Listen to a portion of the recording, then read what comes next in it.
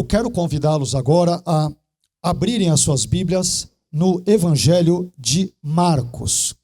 Evangelho de Marcos, no capítulo de número 5 e versículos 25 a 34. Nesta manhã, nós meditaremos sobre o Evangelho de Marcos, no capítulo 5 e nos versículos 25 a 34.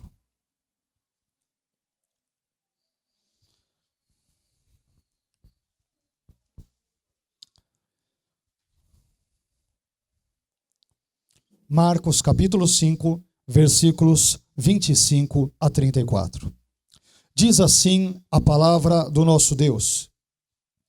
E certa mulher que havia 12 anos tinha um fluxo de sangue, e que havia padecido muito com muitos médicos, e despendido tudo quanto tinha, nada lhe aproveitando isso, antes indo a pior, ouvindo falar de Jesus, veio por detrás entre a multidão e tocou na sua vestimenta, porque dizia: se tão somente tocar nas suas vestes, sararei. E logo se lhe secou a fonte do seu sangue, e sentiu no seu corpo estar já curada daquele mal. E logo Jesus, conhecendo que a virtude de si mesmo saíra, voltou-se para a multidão e disse: quem tocou nas minhas vestes? E disseram-lhe os seus discípulos: vês que a multidão te aperta e dizes: quem me tocou? E ele olhava em redor para ver a que isso fizera. Então a mulher, que sabia o que lhe tinha acontecido, temendo e tremendo, aproximou-se e prostrou-se diante dele e disse-lhe toda a verdade. E ele lhe disse: filha, a tua fé te salvou, vai em paz e ser curada deste teu mal. Amém? Vamos agradecer a Deus e vamos suplicar a Ele que nos abençoe, que fale ao nosso coração nesta manhã. Pai, nós queremos bendizer e exaltar o seu nome, queremos agradecê-lo por sua bondade, por sua misericórdia, por seu amor. Te agradecemos por podermos estar aqui, Senhor, a sua igreja reunida nesta manhã, para prestar o culto que é devido ao seu nome, para ouvirmos a sua palavra, para sermos por ela, Senhor, tocados, abençoados, transformados, revigorados nesta manhã.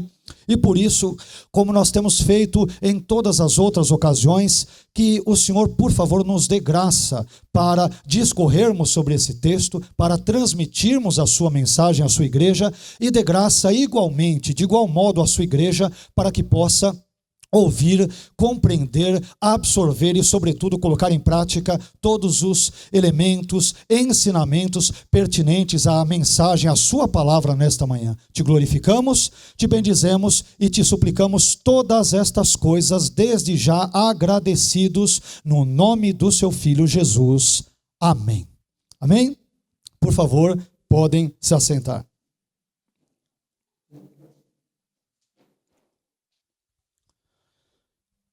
Meus irmãos, nós queremos falar nesta manhã sobre o tema superando as perdas da vida através da fé em Jesus.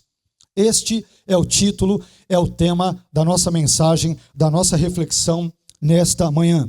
Superando as perdas da vida através da fé em Jesus. Esse texto bíblico que nós acabamos de ler, ele narra uma das histórias mais comoventes, mais tocantes e mais dramáticas dos evangelhos, de toda a Bíblia, mas mais particularmente dos evangelhos. Essa história que nós acabamos de ler no Evangelho de Marcos, ela também é encontrada de forma resumida, por exemplo, no Evangelho de Mateus, no capítulo 9, versículos 20 a 22, e de forma um pouco mais estendida em Lucas, no capítulo 8, e versículos 43 a 48. Mas o maior registro dessa história encontra-se aqui em Marcos, no capítulo 5, e nos versículos 25 a 34. Essa passagem, meus irmãos, dos evangelhos, nos apresenta uma mulher que só colecionava perdas, derrotas e fracassos ao longo da sua vida. Era uma perda atrás da outra.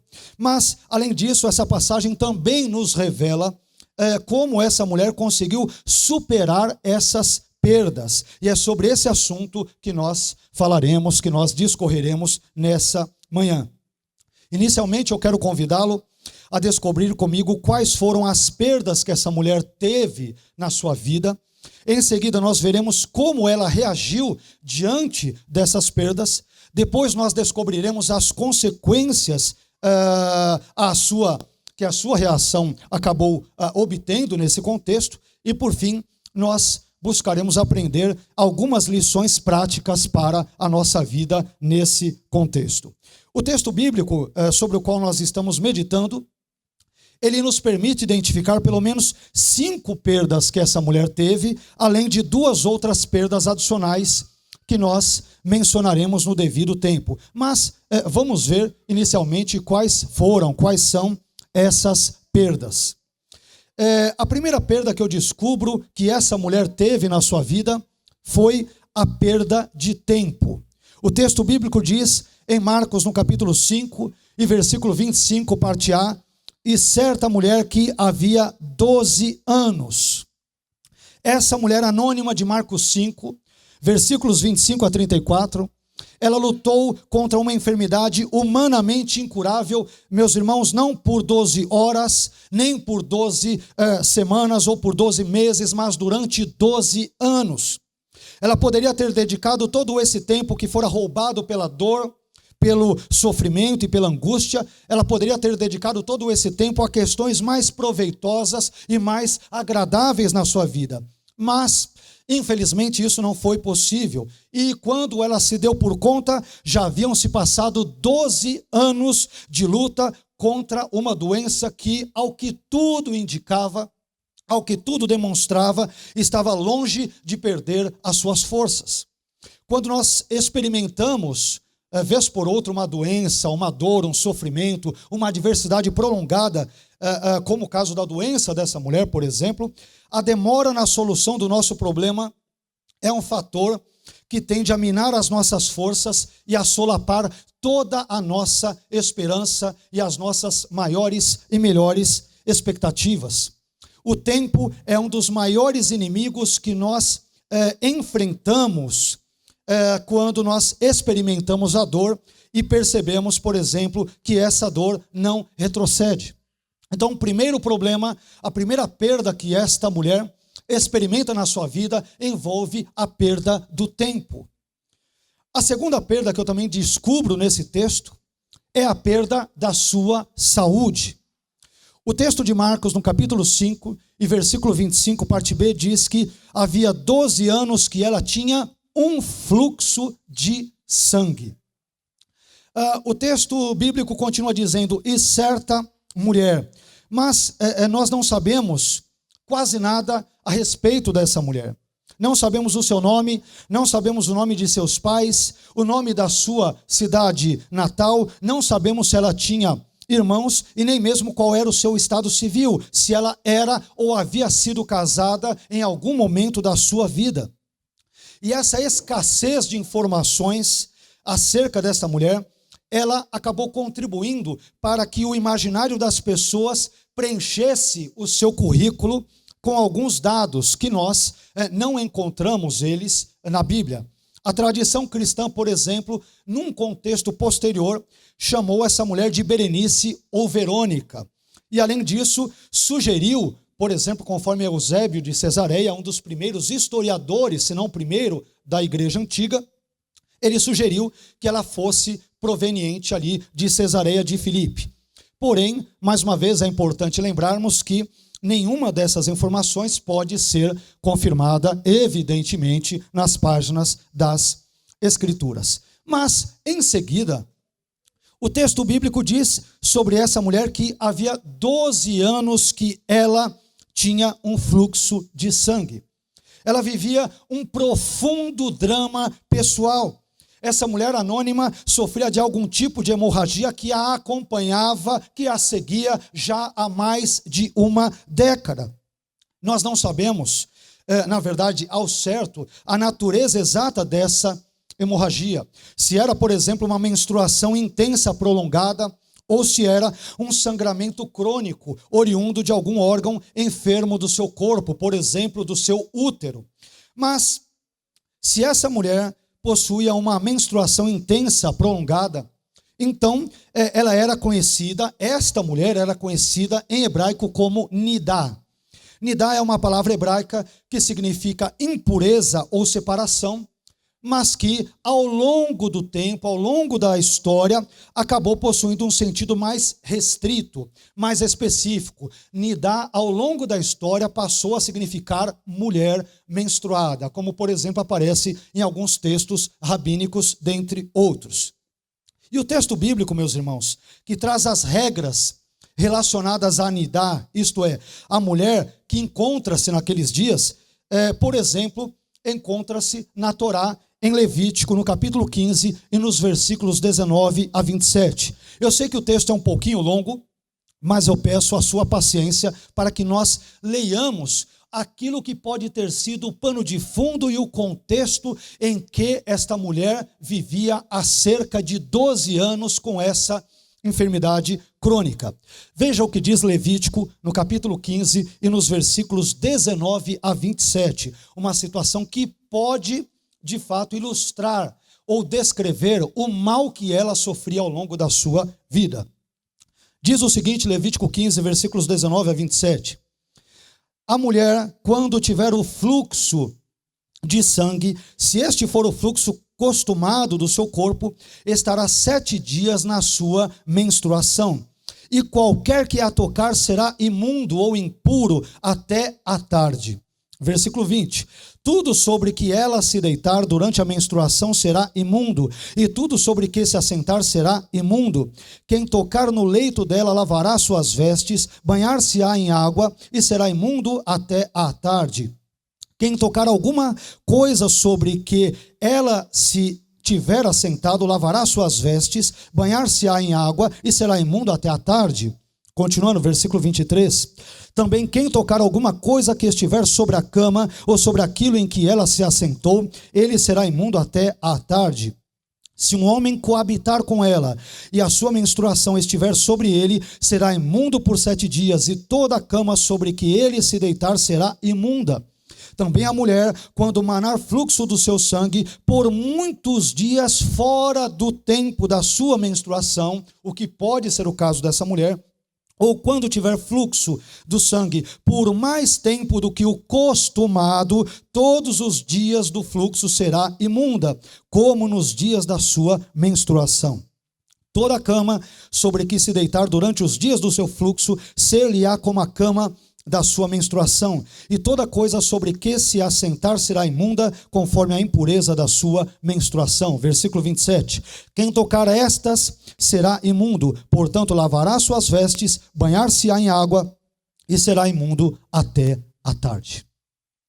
Perceba que a condição de impureza cerimonial e ritual dessa mulher trazia profundos prejuízos à sua vida particular e social, prejuízos estes, perdas estas, danos estes que nós buscaremos mencionar ao longo da história. Mas há uma discussão sobre a situação em que esta mulher se encontrava. Se ela era uma mulher que é chamada de novo no rabinismo de Nidá, uma mulher menstruada, uma mulher que está naqueles dias, e isto era algo prolongado na sua vida, ou se ela correspondia a outro contexto, chamada de Zavá, isto é, uma mulher que emite fluxo, no presente caso, que emite um fluxo constante de sangue. Então, os estudiosos debatem sobre qual a natureza exata, precisa, do problema que esta mulher tinha, o tipo de hemorragia que ela tinha em termos gerais. Mas isso nos levará, meus irmãos, a uma terceira perda, a perda econômica. Marcos 5, versículo 26, parte A, diz: e que havia padecido muito com muitos médicos, e despendido tudo quanto tinha. Por outro lado, ao invés de ser uma Nidá, como eu mencionei agora há pouco, é possível que essa mulher ela possuísse um sangramento crônico oriundo de algum órgão enfermo do seu corpo, por exemplo, o útero. E se este foi o caso, então ela seria classificada, como eu mencionei agora há pouco, como um dos Zavim, né? O termo Zavim, que em hebraico significa aqueles que têm um fluxo, por exemplo, de sangue. Só para os irmãos terem uma ideia, existe um corpo legal rabínico de textos, de pensamentos, chamado Mishnah, que data de meados do 2º século depois de Cristo, e que traz 2 tratados que vão se relacionar apenas ao assunto que, por exemplo, pode compreender esse texto de Marcos 5, no texto que nós lemos aqui dos versículos 25 a 34. Tamanha era a importância que os judeus davam a esses conceitos de pureza ou impureza na antiguidade, e no nosso caso, o que nos interessa na nossa fala desta manhã, especialmente no 1º século da nossa era. Aliás, eu vou mencionar algo para vocês, só para vocês terem uma ideia de todos os percalços e adversidades que esta mulher pode ter passado, porque nós não mensuramos todas as trágicas situações que podem tê-la acometido. Então, o Talmud babilônico, no seu tratado Shabat 110a e 110b, ele prescreve 11 tipos de remédios, muitos dos quais bem supersticiosos, que deveriam, por exemplo, ser ministrados a uma mulher que tivesse um fluxo, por exemplo, um fluxo de sangue, com o propósito de curá-la.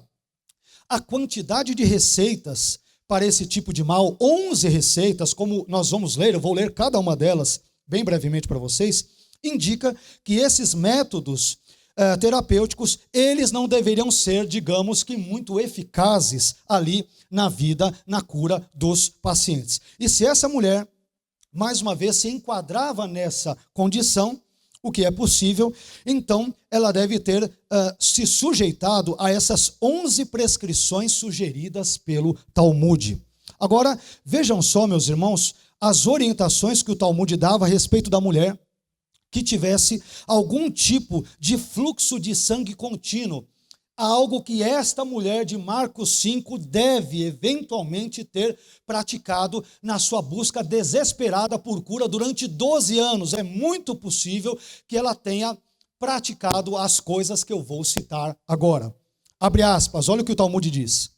Que eles procurem 3 unidades de medida de cebolas persas, fervam-nas em vinho e façam-na beber, essa mulher que tem um fluxo constante de sangue, façam-na beber e digam a ela, cesse o fluxo. Mas se isso não funcionar, segundo remédio, ela deve sentar-se em uma encruzilhada, segurar um copo de vinho em sua mão, e um homem deve se aproximar por trás e assustá-la, dizendo, cesse o fluxo. Eu fico imaginando, né? Que nesse caso, se a mulher fosse curada de hemorragia, pelo menos depois ela morreria de susto, não adiantaria muito. Mas, se não funcionar, 3ª receita, um punhado de cominho, um punhado de açafrão e um punhado de feno grego são trazidos e fervidos em vinho. Ela, então, essa mulher que tem um fluxo constante, é levada a bebê-lo e eles devem dizer a ela, cesse o fluxo. Mas, se não funcionar, 4ª receita, apanhem 60 pedaços de argila de selagem de um vaso de vinho, deixem ela untá-los e digam a ela, cesse o fluxo. Mas se isso não funcionar, 5ª receita, deixem ela pegar uma samambaia, fervê-la em vinho, untá-la com ele e digam-lhe, cesse o fluxo. Mas se não funcionar, 6º, peguem um cardo, uma espécie de planta, né? Que cresça entre os espinhos romanos, queimem-no e juntem-no com trapos de ninho no verão e com trapos de algodão no inverno. Se não funcionar, 7ª receita, cavem 7 buracos e queimem neles um broto jovem de orlá. Orlá, uma palavra hebraica que aqui refere-se a uma planta uma planta, né?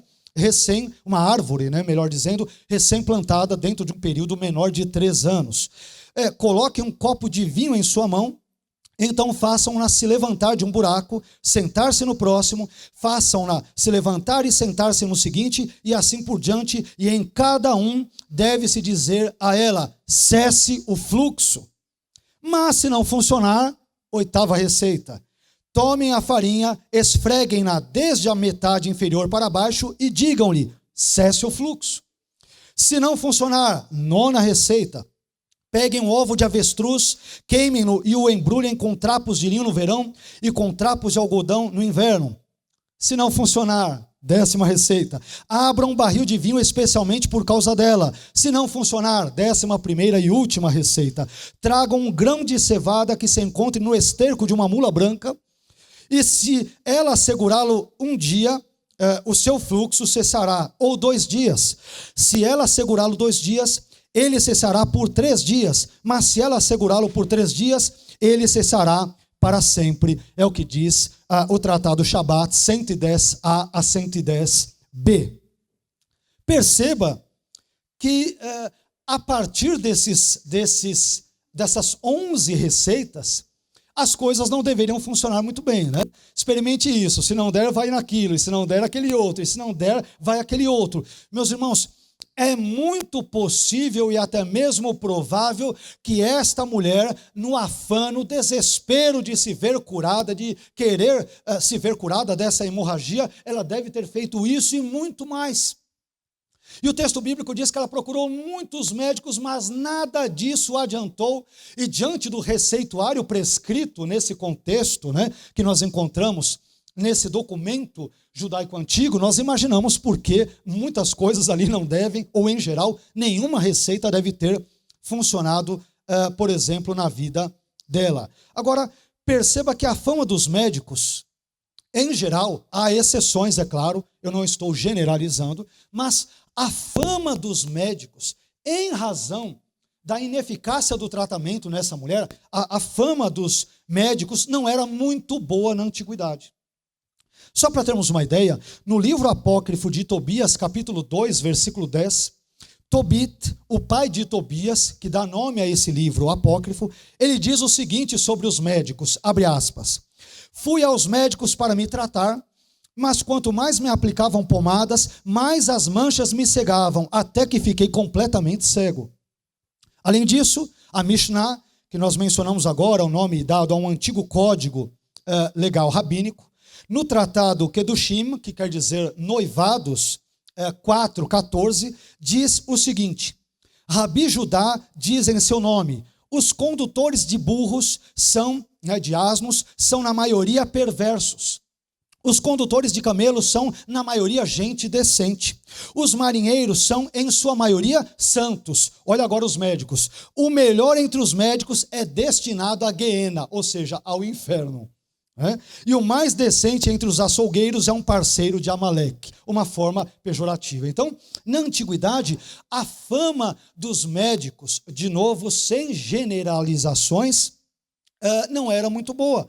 O melhor entre os médicos, nos diz esse documento judaico, estava destinado à Guiena, isto é, ao inferno. Todas essas informações nos permitem pensar que essa mulher deve ter padecido muito, mas muito mesmo, em busca de médicos, tratamentos e remédios que estancassem a sua hemorragia, mas que infelizmente se mostraram totalmente ineficazes. Essa, portanto, foi a terceira perda desta mulher, conforme nós lemos, a perda econômica. Mas essa perda econômica, meus irmãos, nos conduz a uma quarta perda igualmente importante, não menos importante, que foi a perda emocional. A perda emocional.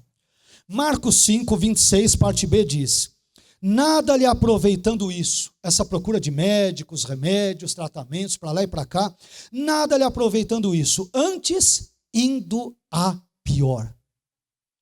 Sabe aquela história de que nada esteja tão ruim, nada é tão ruim que não possa piorar? Aquela mulher, quanto mais lutava para obter a sua cura tão almejada, tão legitimamente buscada, mais as coisas parece que davam errado na sua vida e iam de mal a pior. Meu irmão, você já parou para pensar quanto desgaste psicológico, emocional, essa mulher não teve durante 12 anos da sua vida?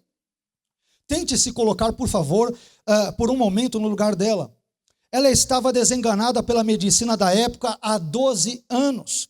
Ela viu o seu dinheiro se esvaindo por entre os dedos de suas mãos durante 12 anos, porque ela procurava desesperadamente vários médicos a fim de poder ser curada de sua hemorragia, mas nada disso adiantava.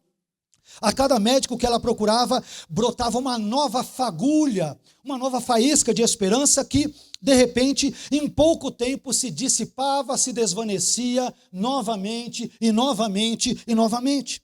Por causa da sua enfermidade, por causa da enfermidade dela, ela não sabia o que era desfrutar de um convívio social normal há 12 anos. Como nós vimos, a pessoa impura não poderia se misturar à sociedade. Ela tinha uma série de limitações, uma série de impeditivos. Então, em condições semelhantes a estas, qualquer um de nós estaria, imagino eu, também emocionalmente abalado. E com ela, certamente, as coisas não foram diferentes. Então, essa quarta perda que ela teve foi a perda emocional. A perda psicológica, a perda da saúde emocional. Uma quinta perda, que nós já mencionamos, é a perda do convívio social. Marcos 5, 27, parte A, diz o seguinte: ouvindo falar de Jesus, veio por detrás entre a multidão. Diante desse contexto todo desesperador, ela ouve falar de Jesus várias vezes. Mais adiante nós voltaremos a falar sobre esse texto. Mas é interessante que ela se aproxima de Jesus sorrateiramente, sutilmente, de forma camuflada, escondida. Ela vem por detrás entre a multidão. Segundo Levítico 15, 19, a mulher durante o período menstrual, a mulher quando está naqueles dias, ela não poderia entrar em contato físico com ninguém. Aliás, esse texto de Levítico 15, 19 diz o seguinte: a mulher, quando tiver o fluxo de sangue, se este for o fluxo costumado do seu corpo, estará 7 dias na sua menstruação, e qualquer que a tocar será imundo ou impuro também até à tarde. Ela não poderia ter contato social, ela não tinha convívio social. Ela não poderia encontrar com as suas amigas, com seus parentes, com ninguém. Ela era obrigada, devido às leis prescritas ali no Pentateuco, a viver uma vida totalmente isolada da sociedade. Como essa mulher sofria de hemorragia há 12 anos, então isto significava que ela estava privada há 12 anos, se não de forma total, pelo menos de forma intermitente, do convívio social. Por isso, meus irmãos, que o texto bíblico menciona ela vindo por detrás de Jesus entre a multidão. Essa mulher não queria que ninguém soubesse que ela, uma mulher cerimonialmente impura, estivesse no meio da multidão. Porque, do contrário, ela causaria um grande constrangimento público, ao tornar impuras as pessoas que haviam entrado em contato físico com ela. Mas, além destas 5 perdas que estão claras no texto de Marcos, eu gostaria ainda de mencionar outras 2 perdas que essa mulher teve devido à sua frequente ou talvez intermitente hemorragia, sua frequente perda de sangue por algum tipo de motivo que não nos é claramente revelado no texto bíblico. A 6ª perda que ela teve foi a perda do prazer sexual dentro do casamento. Levítico, no capítulo 20, versículo 18, e eu estou citando aqui a tradução da NVI, diz o seguinte: se um homem se deitar com uma mulher durante a menstruação e com ela se envolver sexualmente, ambos serão eliminados do meio do seu povo, pois expuseram o sangramento dela. Perceba que a Torá, ela proibia a relação sexual durante o período em que a mulher estivesse menstruada, estivesse naqueles dias. Além disso, observe que o homem e a mulher que praticassem o ato sexual durante esse período, eles sofreriam a pena de morte, a pena capital. Era morte. Ora, se essa mulher sofria de hemorragia há 12 anos, conforme Marcos capítulo 5, versículo 25 que lemos, logo, isto significa que ela estava há 12 anos sem se relacionar sexualmente, ou boa parte desses anos, evidentemente, com o seu marido, se é que ela tivesse marido devido às suas condições físicas de saúde nesse contexto.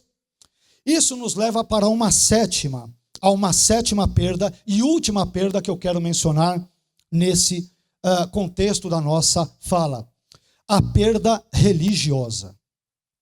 Levítico, no capítulo 15, e versículo 25, diz o seguinte: também a mulher, quando manar fluxo do seu sangue, por muitos dias fora do tempo da sua menstruação, ou quando tiver fluxo do sangue por mais tempo do que o costumado, todos os dias do fluxo será imunda ou impura, todos os dias, como nos dias da sua menstruação.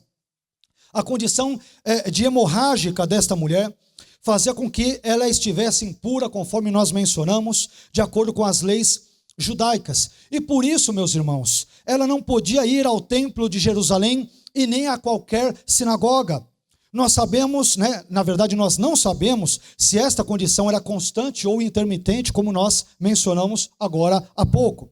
Caso a condição dela fosse constante, isto significa então que ela estava há 12 anos sem participar de um culto e 12 anos sem ouvir a exposição da palavra de Deus. Se for intermitente, então boa parte desse período ela ficou sem ter comunhão com outras pessoas ali no contexto da sinagoga e do templo e, portanto, foi privada dos benefícios do culto numa sinagoga ou no templo.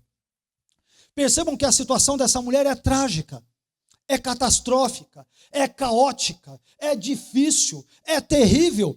E isso ela experimenta simplesmente há mais de uma década, 12 anos, sofrendo de todas as formas, de todos os jeitos.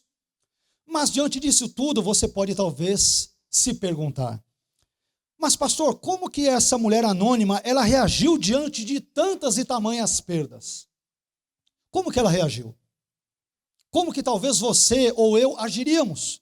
Depois de mais de uma década sofrendo e desesperadamente não termos uma solução para o nosso problema, no caso, algo que envolvesse a nossa saúde, como nós reagiríamos?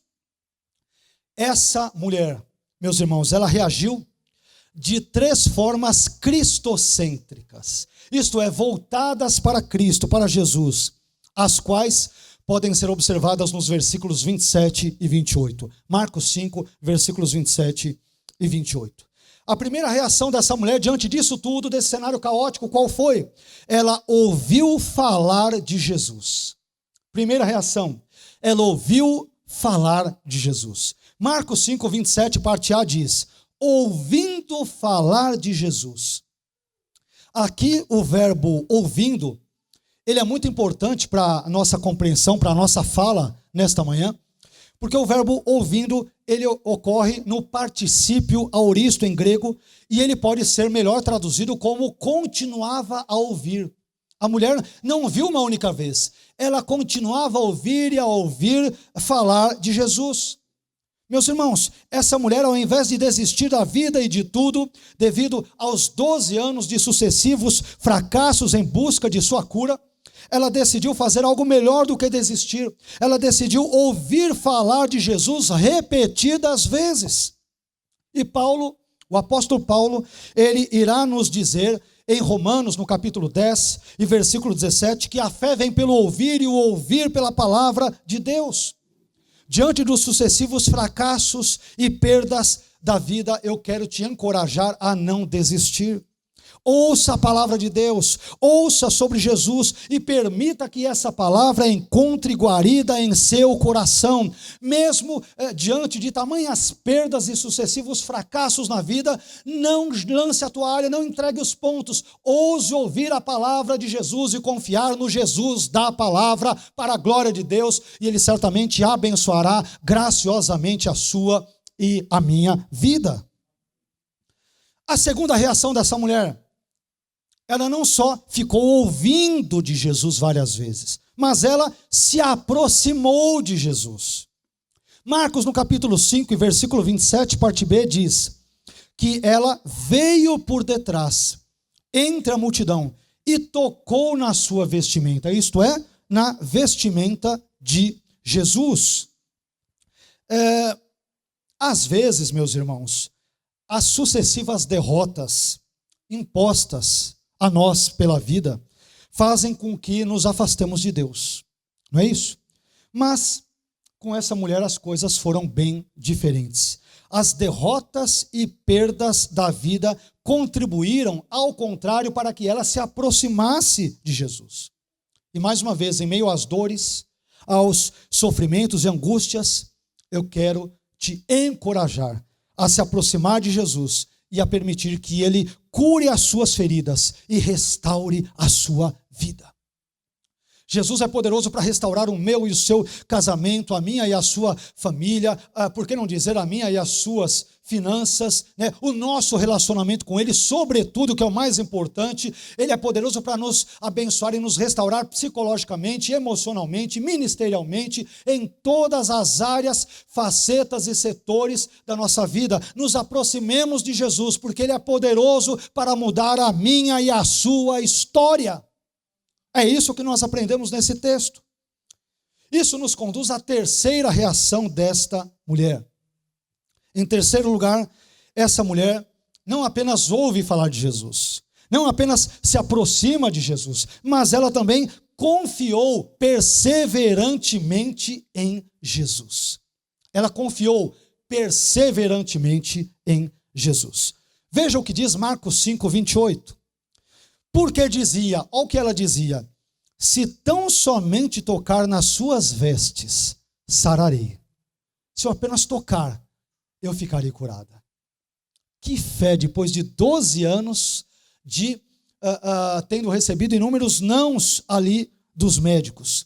Ela disse, se eu apenas tocar, eu ficarei curada. Aqui, mais uma vez, o verbo é importante. Aqui na expressão porque dizia, né? Aqui o verbo dizia, ele ocorre na forma do imperfeito, do indicativo ativo em grego, e pode ser traduzido como ela continuava a dizer. Marcos está retratando essa mulher como que quem está dizendo para si mesma repetidamente, ela está dizendo para si mesma, ela está pensando várias vezes, vamos lá, toque em Jesus e você ficará curada. Vamos lá, toque em Jesus e você será transformada. Vamos lá, não desista, toque em Jesus e a sua vida será mudada. Ela dizia isso para si mesma reiteradamente, frequentemente, repetidamente. Em meio às adversidades e perdas da vida, meu irmão, não desista. Não entregue os pontos, não pare de lutar, confie perseverantemente em Jesus e acredite que Ele pode, de fato, efetivamente transformar a sua vida e restaurá-la para a sua glória, para a glória dEle. Bem, mas as atitudes dessa mulher lhe trouxeram quais consequências? Ela ouviu falar de Jesus, se aproximou de Jesus, não é isso? E confiou perseverantemente em Jesus.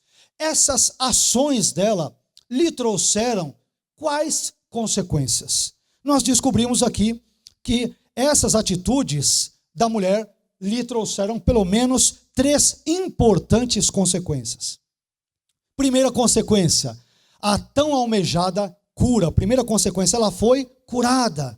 Ela foi ali curada. Marcos 5:29 diz: e logo se lhe secou a fonte do seu sangue.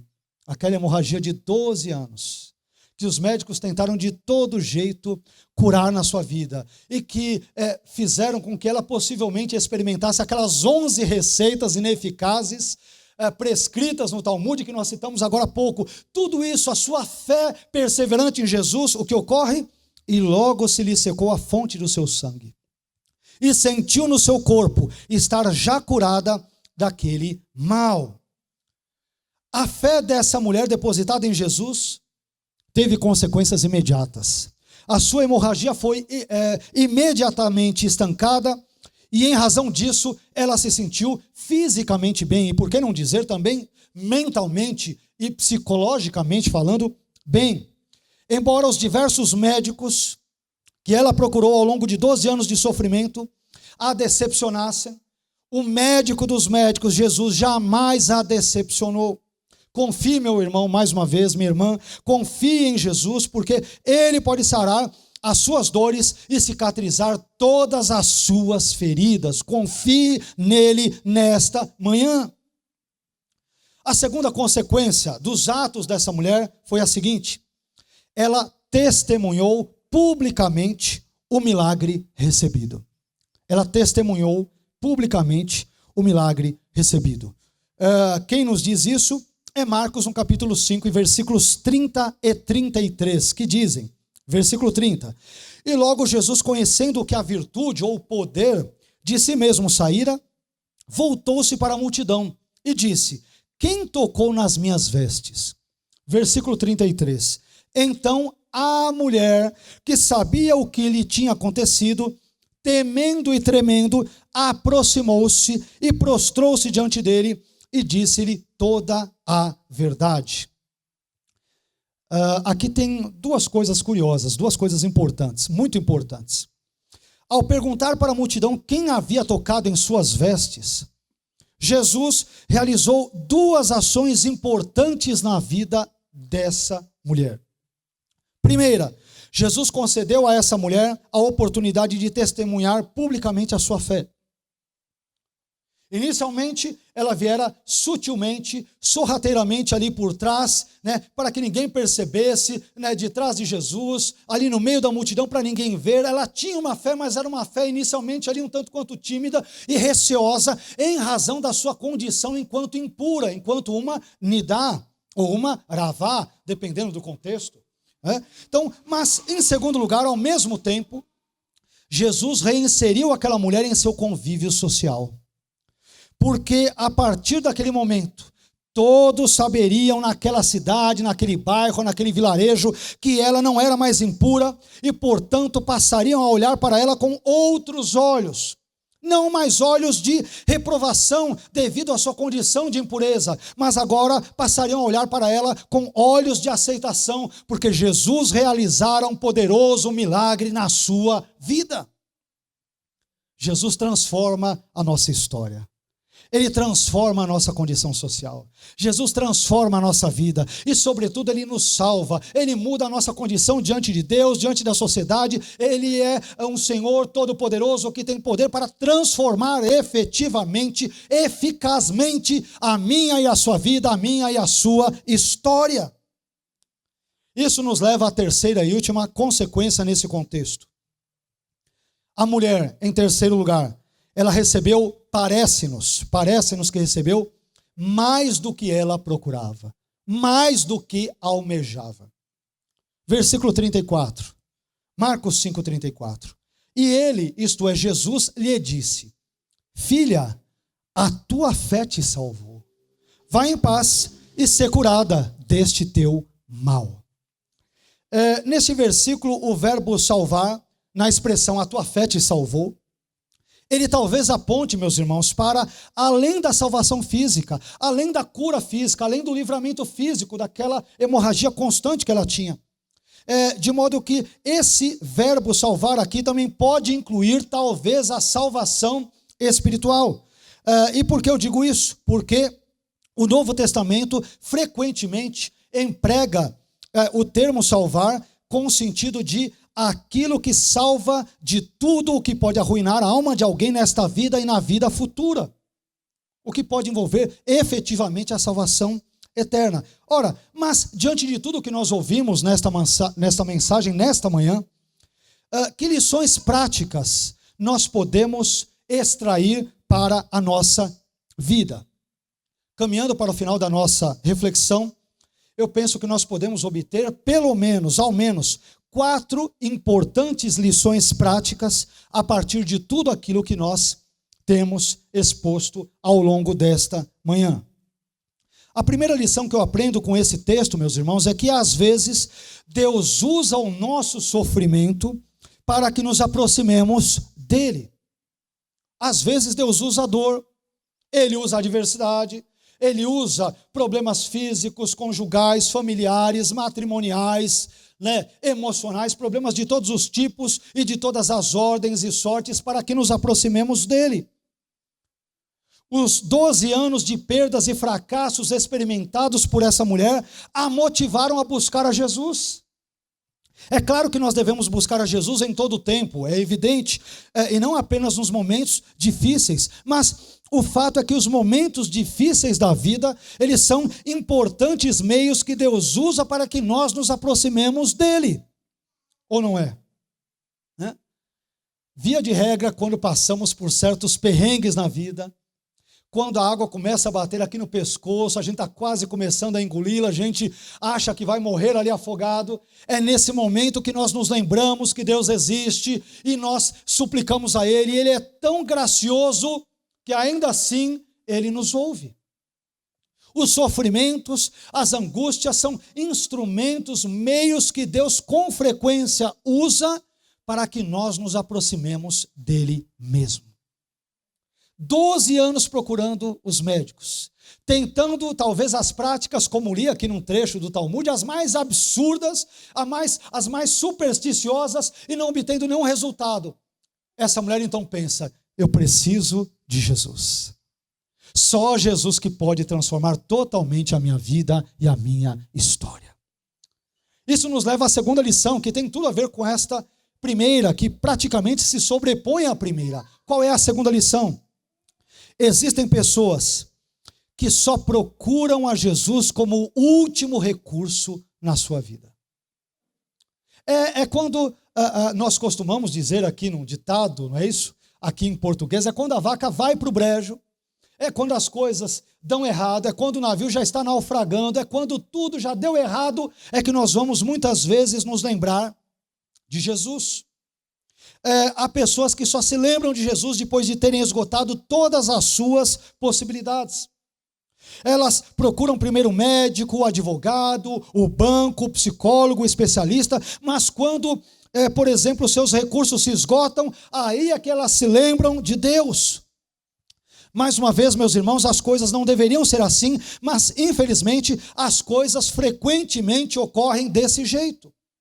Que Deus nos ajude, para que não o busquemos, para que não o procuremos, para que não busquemos a sua face apenas nos momentos difíceis ou mais periclitantes da nossa vida. Que Deus nos ajude a buscá-lo a cada momento, a cada circunstância do nosso viver, da nossa existência terrena. Uma terceira e penúltima lição que eu aprendo nesse texto é a seguinte: Jesus é especialista em nos curar daqueles males que mesmo os homens mais treinados e mais capazes não conseguem obter êxito. Aquilo em que pessoas peritas na área, que estudaram para aquilo a vida inteira, se especializaram naquilo, fizeram de repente uma pós-graduação, falando do nosso contexto, né? Um mestrado, um doutorado, um pós-doutorado, elas são experts naquilo. Mas mesmo naquelas áreas em que as pessoas são peritas nessas áreas, nós frequentemente nos vemos decepcionados com a ineficácia desses especialistas. Não é isso? Essa mulher, meus irmãos, ela havia procurado sem êxito todos os médicos, remédios e tratamentos que o seu dinheiro conseguia comprar. Mas todos eles se mostraram absolutamente ineficazes na solução do seu problema. Mas quando ela procurou Jesus, o especialista dos especialistas, o médico dos médicos, o Senhor dos senhores, o Rei dos reis, a sua vida mudou e mudou completamente. Eu quero te incentivar nessa manhã a procurar a Jesus, a buscar a face de Jesus, a crer confiantemente em Jesus, a se entregar em Jesus, a lançar toda a sua ansiedade sobre Ele, porque Ele tem cuidado de nós, de mim e de você. Confiemos, portanto, nele e não em nós mesmos. Isso nos leva à quarta e última lição que eu aprendo nesse texto. A demora na resposta ao nosso problema não deve minar a nossa esperança. Vou repetir. A demora na resposta, ali a solução para o nosso problema não deve minar a nossa esperança. Os 12 amargos anos na sala de espera do milagre não minaram a esperança daquela mulher, não solaparam a sua fé. Mesmo depois de ter ouvido diversos nãos dos médicos, ela ainda cria que podia ouvir um sim de Jesus. E Jesus, de fato, disse sim a ela e à sua condição. Meus irmãos, eu gostaria de concluir essa mensagem dizendo que eu não sei quantas e quais são as perdas que você já eventualmente experimentou ao longo da sua vida. Eu e você certamente já tivemos diversas perdas quer emocionais, familiares, financeiras e ministeriais, entre tantas e tantas e tantas outras. Mas, diante dessas perdas, eu quero mais uma vez encorajá-lo a se aproximar de Jesus com fé, tal como essa mulher anônima de Marcos 5, versículos 25 a 34 fez. Que Deus abençoe a sua vida nesta manhã. Que Ele abençoe o seu casamento, a sua família, o seu ministério, que Ele te dê saúde em todas as áreas da sua vida e que Ele se manifeste soberanamente na sua vida e também através da sua vida, em nome de Jesus. Amém. Amém? Vamos ficar em pé?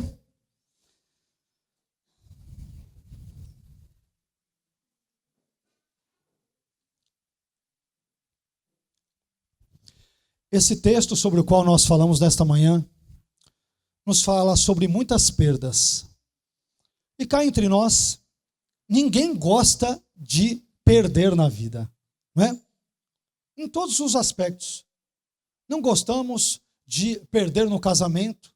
Quando cônjuges se separam, essa perda não é boa, né? Não é boa para nenhum deles, para filhos, para os demais familiares, para as pessoas envolvidas. Quando perdemos o emprego, não gostamos.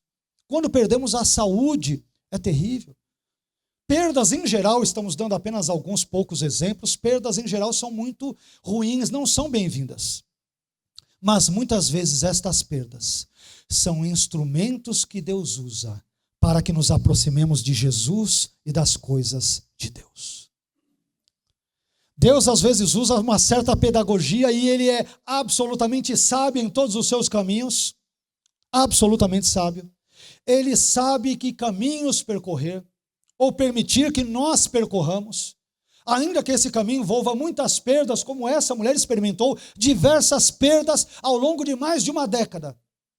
Mas estas perdas a impulsionaram, a moveram, fizeram com que ela se aproximasse finalmente de Jesus. Eu gostaria de nessa manhã te ajudar a encarar as suas perdas a partir de uma nova ótica. De novo, ninguém gosta de perder coisas, pessoas, situações, dinheiro que seja e várias outras coisas na vida. Mas Deus, meus irmãos, sabiamente, poderosamente, pode usar tais infortúnios, tais adversidades, para que nós nos aproximemos cada vez mais dEle, da palavra dEle, das coisas dEle, da presença dEle. Amém? Feche os teus olhos. Vamos orar. Vamos pedir que o Senhor fale ao nosso coração. Ele já falou por meio da sua palavra, mas vamos pedir que Ele trate com o nosso coração. Talvez você esteja aqui com o seu coração em frangalhos, como estava aquela mulher durante 12 anos. Talvez você esteja aqui nessa manhã desesperançoso, desesperançosa. Poxa, pastor, eu não aguento mais esta situação X na minha vida. Ela não dura há 10 ou 12 anos, como o caso dessa mulher, mas se arrasta já há semanas, há meses, e isso tem tirado profundamente a minha paz. Vamos orar e pedir para que Deus, o Deus que curou essa mulher, Ele é poderoso para curar os meus e os seus traumas nessa manhã. Ele é poderoso para curar-nos das enfermidades físicas, emocionais, conjugais, familiares. Ele é poderoso, enfim, para nos restaurar em todas as áreas da nossa vida. Pai, eu quero te louvar nesta manhã. Quero te agradecer pela sua palavra, pela vida dos meus irmãos e irmãs que aqui estão. Quero te agradecer pelo belo exemplo de fé perseverante, que o Senhor soberanamente desejou que fosse registrado na sua palavra, particularmente no texto que lemos de Marcos, apesar desse trecho bíblico também se encontrar nos sinóticos, em Mateus, em Lucas. Nós te agradecemos pela vida dessa mulher, porque aprendemos que mesmo diante de tanto tempo que parece que perdemos, diante de tantas perdas, diante de tantos nãos que a vida frequentemente nos dá, o Senhor pode usar todos esses reveses, todos esses momentos difíceis como meios para que nós nos aproximemos do Senhor, da sua palavra, da sua presença. Olhe, Senhor, por favor, para o nosso coração nesta manhã. Eu não sei como os meus irmãos e irmãs aqui se encontram, que perdas eles têm sofrido, que dificuldades têm passado, experimentado, mas sei que o Senhor é poderoso para restaurar a nossa alma. O Senhor é poderoso para injetar fé no nosso coração, como ocorreu na vida desta mulher, porque a fé vem pelo ouvir e o ouvir pela palavra do Senhor. Pai, que durante a ministração desta mensagem nesta manhã, fé tenha sido injetada nos corações da sua igreja, dos meus irmãos e das minhas irmãs. Ajude-nos a sairmos aqui deste culto nesta manhã com a nossa fé, Senhor, revigorada, renovada em Ti, na Sua palavra, nos Seus milagres, nas Suas ações interventoras ao longo da história e, por que não dizer, acreditando nas Suas ações interventoras também na nossa vida. Abençoe a nossa vida nesta manhã, Senhor. Cuide de nós, do nosso casamento, da nossa família, das nossas aspirações, do nosso trabalho, do nosso ministério, do nosso relacionamento contigo, sobretudo. Tenha, Senhor, mas tenha, por favor, misericórdia de cada um de nós. Restaure a nossa vida, como Tu restauraste soberana e graciosamente a vida desta mulher. Nós cremos que o Senhor não mudou. Ah, Senhor Jesus, o Senhor é o mesmo ontem, hoje e o será eternamente. Assim como o Senhor agiu na vida desta mulher, o Senhor pode agir na nossa vida também exatamente neste momento. E nós Te glorificamos por isso. Nós Te agradecemos, Pai, por ter falado conosco, por ter nos instruído nos Seus caminhos. E Te louvamos por todas as coisas, porque o Senhor é um Deus todo-poderoso que tem, de fato, todas as possibilidades estão nas Tuas mãos para nos curar, para nos abençoar, para nos restaurar, mas sobretudo para realizar a Sua boa, perfeita e agradável vontade. Te louvamos e Te bendizemos agradecidos no nome do Seu Filho Jesus. Amém.